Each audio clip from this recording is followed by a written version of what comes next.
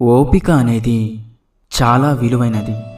అది ఎంత ఉంటే జీవితంలో అంత నేర్చుకుంటావు. ఎంత చదువుకున్నావన్నది ముఖ్యం కాదు, ఆ చదువుకు తగ్గట్టు ఎంత సంస్కారం నేర్చుకున్నావనేది జీవితంలో చాలా ముఖ్యమైనది. తెలివితేటలు ఉన్నాయని ఇతరులను మోసం చేయడానికి ఎప్పుడూ ప్రయత్నించకండి. ఎందుకంటే భగవంతుడు అందరికంటే తెలివైనవాడు. ఖచ్చితంగా నీకు బుద్ధి వచ్చేలా గుణపాఠం చెప్తాడు. గుర్తుంచుకోండి, ఈ 4 విషయాలకు ఎప్పుడు సిగ్గుపడకండి.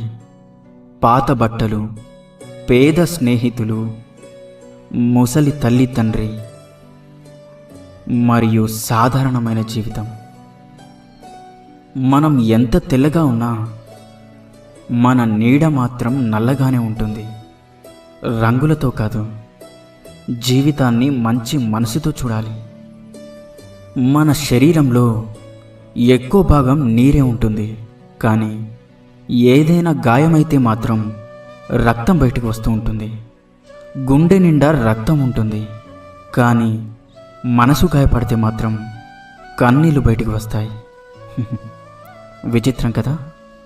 కోట్లు కూడా పెట్టి కడుపు నిండా తినలేని వారికంటే కష్టాన్ని నమ్ముకొని కడుపు నిండా తినేవారే ఎంతో అదృష్టవంతులు కాదంటారా?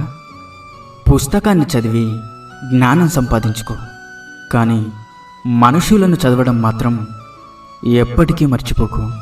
ఇప్పటికీ ఎప్పటికీ లోకంలో జ్ఞానం కంటే కూడా లోక జ్ఞానం అనేది చాలా ముఖ్యం. ఎవరి గురించి ఎక్కువగా ఆలోచించకు, అది మనశ్శాంతిని దూరం చేస్తుంది. ఏం జరిగినా కూడా ఆ దైవ నిర్ణయం అని భావించు. మనస్సు ప్రశాంతంగా ఉంటుంది.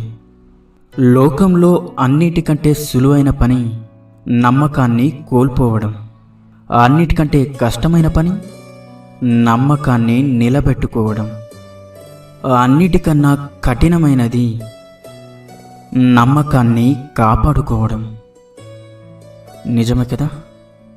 ఇన్ని మంచి సూక్తులలో మీకు ఏ సూక్తి నచ్చిందో కింద కామెంట్ చేయండి. అలాగే ఈ వీడియో మీకు నచ్చినట్లయితే వీడియోని లైక్ చేసి ఇలాంటి మరిన్ని వీడియోస్ కోసం మన ఛానల్ని సబ్స్క్రైబ్ చేసుకోండి. ధన్యవాదాలు.